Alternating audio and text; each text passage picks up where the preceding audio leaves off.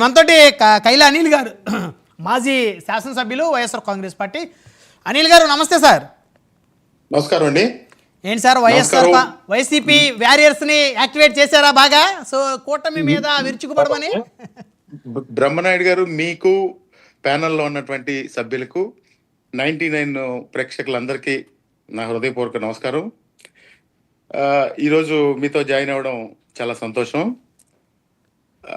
బ్రహ్మనాయుడు గారు ఇప్పుడు గౌరవ శాసనసభ్యులు విప్ గారు మాట్లాడారు, చాలా సంతోషం.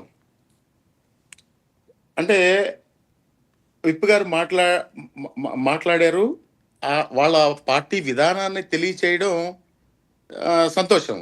కానీ నాకు కూడా కొన్ని అబ్జెక్షన్స్ ఉన్నాయి. క్రిమినల్ నేచర్ లేకపోతే మా పార్టీ విధానం అది మాట్లాడడం అది సమంజసం కాదని చెప్పి తెలియజేస్తా ఉన్నా.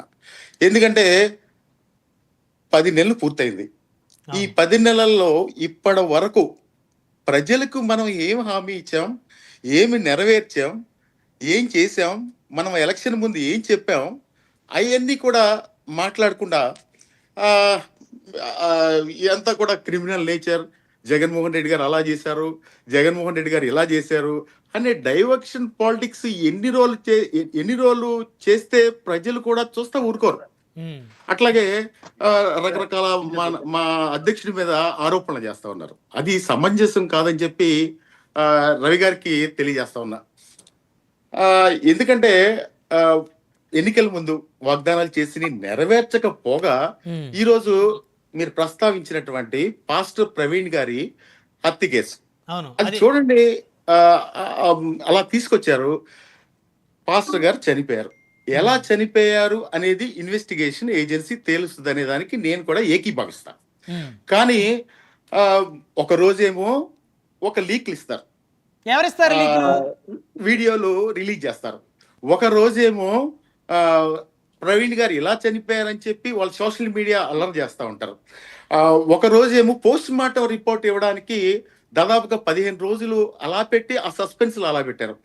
కులాల మధ్యన చిచ్చి పెట్టేది తెలుగుదేశం పార్టీ వాళ్ళు. అట్లాగే తిరుపతిలో లడ్డు విషయాన్ని తీసుకెళ్లి అపవిత్రం చేసేసారు తిరుపతిని. అట్లాగే వక్స్ బోర్డులో వీళ్ళు తీసుకెళ్లి డైరెక్ట్ గా పార్లమెంట్ లో ఓట్ చేసింది వీళ్ళు కదా. కులాలకి మతాలకి జగన్మోహన్ రెడ్డి గారు చిచ్చి పెట్టారు. వీళ్ళకి ఎంతసేపు కూడా ప్రజలకి ఏం చేశాం, ప్రజలకి ఏమి హామీ ఇచ్చాం, ప్రజలకి ఏమి నెరవేరుస్తా ఉన్నాం, వీళ్ళకి సామాజిక న్యాయం చేస్తా ఉన్నామా ప్రజలకి లేదా, వీళ్ళేదో పదవులు ఇస్తా ఉన్నారు. ఈ పదవుల్లో ఎంత మందికి సామాజిక న్యాయం చేశారనేది ఒకసారి రవి గారిని తెలియజేయమని చెప్పండి. అట్లాగే బూతులు మాట్లాడుతూ ఉంటున్నారు, లేకపోతే ఇంకోటి మాట్లాడుతూ ఉన్నారు. చూస్తా ఉన్నాం 10 నెలల నుంచి వాళ్ళ శాసనసభ్యులు ఎలా మాట్లాడుతూ ఉన్నారో, లేకపోతే రకరకాలుగా ఏ విధంగా చేస్తారో ప్రజలు కూడా చూస్తా ఉన్నారు. ప్రజలు ఎప్పుడు కూడా విజ్ఞులండి. ప్రజలు డెఫినెట్ గా కూడా ఇవన్నీ కూడా గమనించి ఎప్పుడు కూడా బుద్ధి చెప్తారు. దానికోసం ప్రజల్ని ఎప్పుడు కూడా తక్కువ అంచనా వేయద్దు. ఎంతసేపు కూడా జగన్మోహన్ రెడ్డి గారు అట్లా చేశారు. ఇంకొకటి ఏంటంటే, నేను రవి గారి దగ్గర నేను వివేదించేది ఏంటంటే, క్రిమినల్ నేచర్ పార్టీకి క్రిమినల్ సిద్ధాంతాలు ఉండవండి.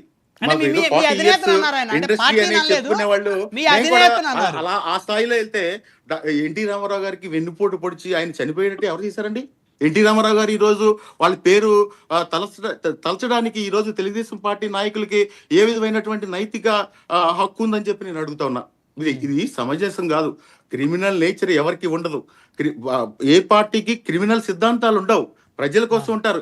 మేము క్రిమినల్ నేచర్ లేకపోతే ఇంకోటి ఉంటే ఈ రోజు కూడా 40% ఓటింగ్ మాకు వచ్చిందండి. 40% ఓటింగ్ వచ్చింది. ప్రజలు గమనిస్తా ఉన్నారు.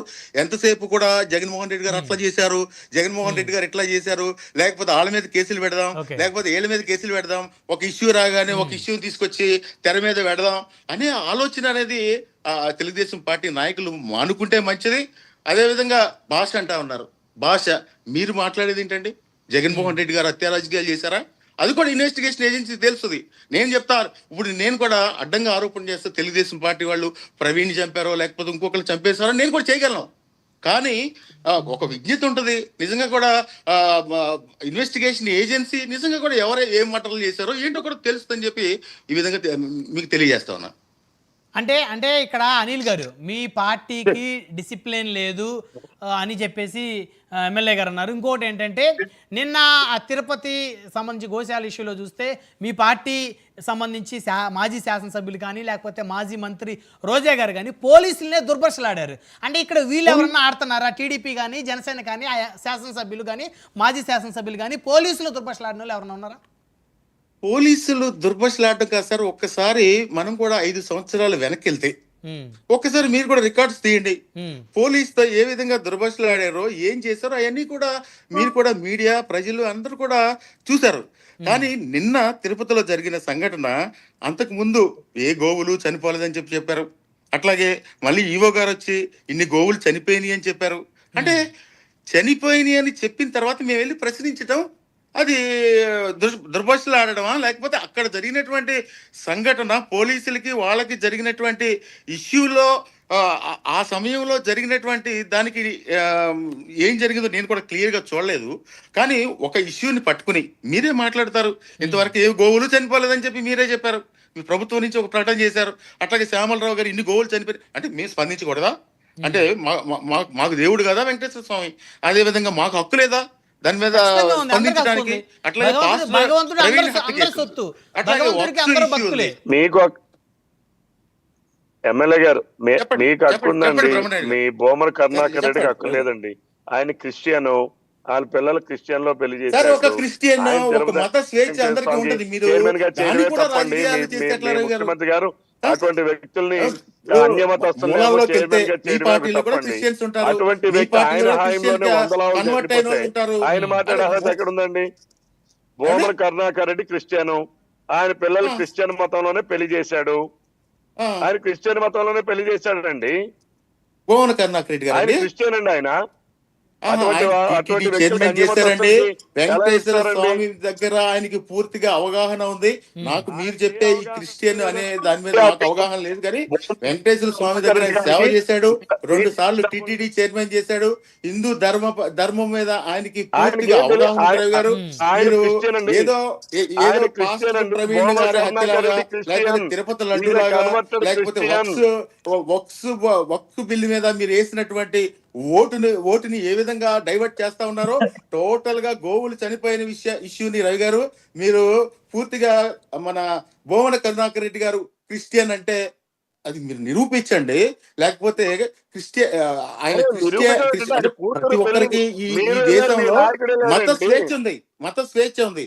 మీరు ఆ గోవులు హత్యని కప్పిపుచ్చుకోవడానికి పూర్తిగా ఏదో ఒక బురద వేసేస్తే అది సమంజసం కాదని చెప్పి తెలియజేస్తా ఉన్నా. మీరు కూడా నాకు తెలిసి చాలా సీనియర్ లీడరు, శాసనసభ్యులుగా పనిచేశారు. విషయం పట్ల పరిజ్ఞానం ఉంది. ఏమి జరుగుతుందో మీకు కూడా మీ అంతరాత్మకు తెలుసు. రవి గారు అట్లా మాట్లాడకూడదని చెప్పి నేను తెలియజేస్తా ఉన్నా. పార్టీ నుంచి మాట్లాడదాం ఎమ్మెల్యే గారు. పర్లేదు మాట్లాడండి.